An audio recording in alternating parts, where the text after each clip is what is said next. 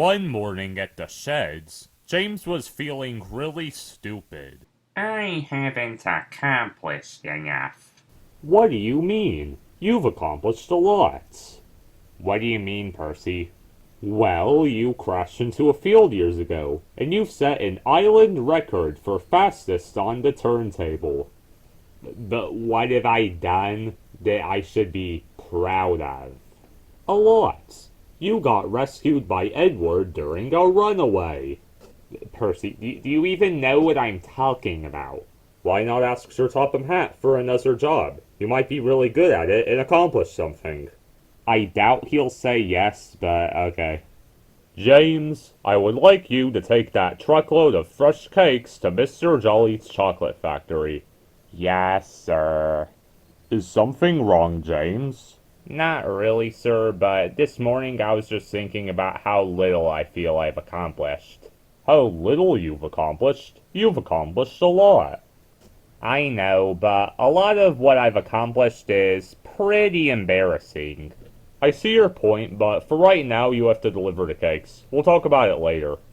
Just then, the dock manager arrived. Sir, Salte's ill. We need a temporary dockside engine for a few days. Oh, ooh, pick me, ooh, pick me. James, are you 5 years old? But yeah, you can definitely have the job. You'll start tomorrow. Here's James. Can't wait. Snap out of it, Cranky. Anyways, we got work to do, everyone. Get a move on, get a move on. I have a feeling that I won't like these next few days. Come on, troublesome trucks. Let me shun you without making those stupid laughing noises. We'd rather not. Ugh. Did someone say James? No, but I could use your assistance with these stupid, troublesome trucks. Teach them to behave or something. Well, in that case, you basically said James. Who else could do this but James?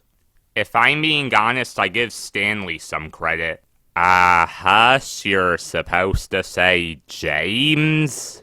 Yeah, because it boosts your ego. You're the one to talk. Okay, well, if you can teach these troublesome trucks to behave for me, I'm gonna go do some not evil things at all whatsoever, if you know what I mean. Well, okay then. Okay, troublesome trucks, are we ready to cough, behave? Heck no. Well, that sucks, cause you kinda have to. Sir Topham had arrived to give James some instructions. James, I have been given word that those trucks now need to be taken to Farquhar Quarry. Will do, sir. And James set off, not knowing what the troublesome trucks had planned. The ride was going smooth at first, until... James Delim. Excuse me, I'm trying to get to the quarry on time. The troublesome trucks were silent for a few minutes, continuing to plot their plan.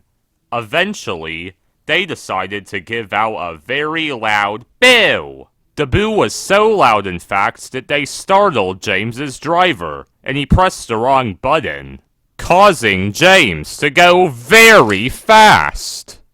Eventually, he crashed into some bushes and was cruising off the rails. Oh no, the transfer table. James had landed right in the middle of the transfer table, which caused confusion and delay for the other engines. Come on, James, I'm pulling the express. Now the passengers are gonna be late. So much for wanting to achieve something, James. You're not helping, Percy. Also, this wasn't my fault. The troublesome trucks over here let out a large boo, which startled my driver and caused all this.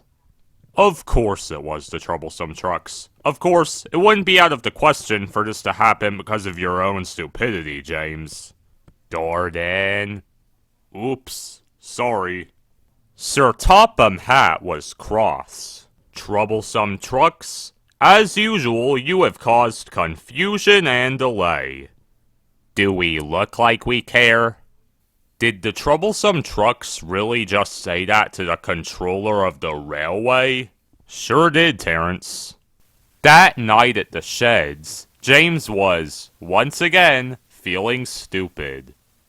I still haven't accomplished enough, thanks to the troublesome trucks. James, you'll live. Yeah, but I want to do something really cool. Trust me, you'll get an opportunity at some point. At some point, but I want it now. Just then, Donald and Douglas arrived.